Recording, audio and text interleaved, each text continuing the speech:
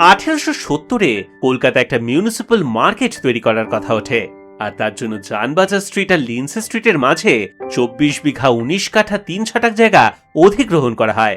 সেই নতুন বাজার ঠিক কেমন হবে সেটার জন্য একটা প্রতিযোগিতার আয়োজন করা হয়। বিভিন্ন আর্কিটেক্টদের নতুন বাজারের একটা নকশা বানাতে বলা হয়। যার নকশা জিতবে তিনি পাবেন 1000 টাকার পুরস্কার।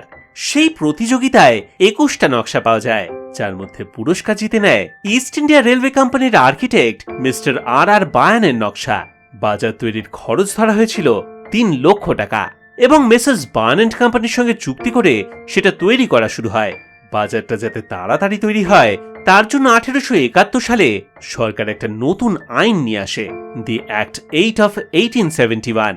আর শেষমেশ 1872 সালে 6 লক্ষ টাকা খরচ করে তৈরি হয় সেই বাজার, আজ যাকে আমরা নিউ মার্কেট বা হগ মার্কেট নামে চিনি।